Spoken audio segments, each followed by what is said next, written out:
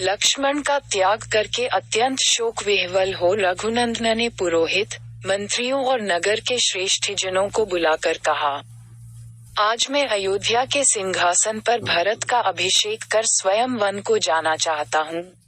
ये सुनते ही सबके नेत्रों से अश्रुधारा बह चली। भरत ने कहा, मैं भी अयोध्या में नहीं रहूंगा, मैं आपके साथ चलूंगा, आप कुश और लव का अभिषेक कीजिए। प्रजाजन भी कहने लगे कि हम सब भी आपके साथ चलेंगे। कुछ क्षण विचार करके उन्होंने दक्षिण कौशल का राज्य कुश को और उत्तर कौशल का राज्य लव को सौंपकर उनका अभिषेक किया। कुश के लिए विंध्याचल के किनारे कुशावती और लव के लिए श्रावस्ती नगरों का निर्माण कराया। फिर उन्हें अपनी अपनी राजधानियों को जाने का आदेश दिया। इसके पश्चात एक द्रुतागामी दूत भेजकर मधुपुरी से शत्रुघ्न को बुलाया। दूत ने शत्रुघ्न को लक्ष्मण के त्याग, लव कुश के अभिषेक आदि की सारी बातें भी बताईं। इस घोर कुलक्षयकारी वृत्तांत को सुनकर शत्रुघ्न अवाक रह गए। तदंतर उन्होंने अपने दोनों पुत्रों सुबाहु और शत्रुघाती को अपना राज्य बांट दिया। उन्होंने सबाहु को मथुरा का और शत्रुघाती को विदिशा का राज्य सौंप तत्काल अयोध्या के लिए प्रस्थान किया। अयोध्या पहुंचकर वे बड़े भाई से बोले, मैं भी आपके साथ चलने के लिए तैयार होकर आ गया हूँ। कृपया आप ऐसी कोई बात न कहें जो मेरे निश्चय में बाधक हो।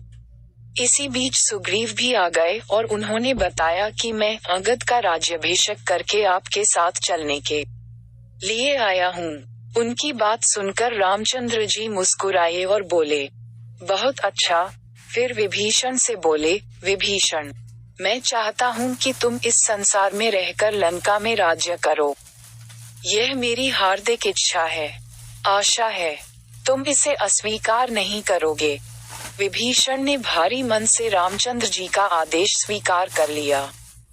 श्री राम ने हनुमान को भी सदैव पृथ्वी पर रहने की आज्ञा दी। जाम्बवंत, मैंद और द्विविद को द्वापर तथा कलयुग की संधि तक जीवित रहने का आदेश दिया। अगले दिन प्रातःकाल होने पर धर्म प्रतिज्ञ श्री रामचंद्र जी ने गुरु वशिष्ठ जी की आज्ञा से महाप्रस्थानोचित सविधि सब धर्म कृत्य किए। तत्पश्चात पीताम्बर धारण कर हाथ में कुशा लिए राम ने वैदिक मंत्रों के उच्चारण के साथ सरयू नदी की ओर प्रस्थान किया।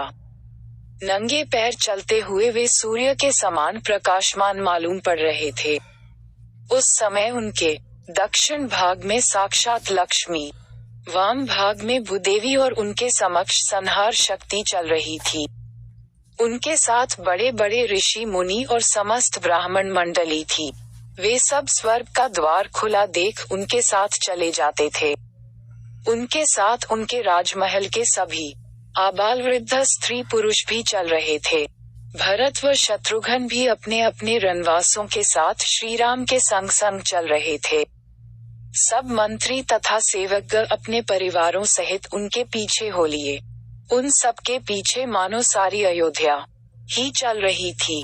मस्त वृक्ष और वानर भी किलकारियां मारते, उछलते कूदते, दौड़ते हुए चले।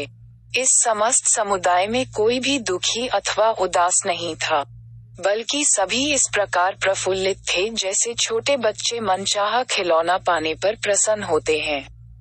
इस प्रकार चलते हुए वे सरयू नदी के पास पहुँचे। उसी समय सृष्टिकर्ता ब्रह्मा जी सब देवताओं और ऋषियों के साथ वहां आ पहुँचे। श्रीराम को स्वर्ग ले जाने के लिए करोड़ों विमान भी वहां उपस्थित हुए। उस समय समस्त आकाशमंडल दिव्य तेज से दमकने लगा। शीतल मंद सुगंधित वायु बहने लगी। आकाश में गंधर्व दुंदुभियां बजाने लगे। अप्सराएं नृत्य करने लगी और देवतागण फूल बरसाने लगे। श्री रामचंद्र जी ने सभी भाइयों और साथ में आए जनसमुदाय के साथ पैदल ही सरयू नदी में प्रवेश किया। तब आकाश से ब्रह्मा जी बोले, हे राघव, हे विष्णु, आपका मंगल हो। हे विष्णु रूप रघुनंदन, आप अपने भाइयों के साथ अपने स्वरूप भूत लोक में प्रवेश करें। चाहे आप चतुर्भुज विष्णु रूप धारण करें और चाहे सनातन आकाशमय अव्यक्त ब्रह्म रूप में रहें। पितामह ब्रह्मा जी की स्तुति सुनकर श्रीराम वैष्णवी तेज में प्रविष्ट हो विष्णुमय हो गए। सब देवता, ऋषि मुनि, मरुदगण, इंद्र और अग्निदेव उनकी पूजा करने लगे। नाग, यक्ष, किन्नर, अप्सराएं तथा राक्षस आदि प्रसन्न हो उनकी स्तुति करने लगे। तभी विष्णु रूप श्रीराम ब्रह्मा जी से बोले, हे सुव्रत, ये जितने भी जीव स्नेहवश मेरे साथ चले आए हैं, ये सब मेरे भक्त हैं। इस सब को स्वर्ग में रहने के लिए उत्तम स्थान दीजिए। ब्रह्मा जी ने उन सबको ब्रह्मलोक के समीप स्थित संतानक नामक लोक में भेज दिया। वानर और वृक्ष आदि जिन जिन देवताओं के अंश से उत्पन्न हुए थे, वे सब उन्हीं में लीन हो गए। सुग्रीव ने सूर्यमंडल में प्रवेश किया।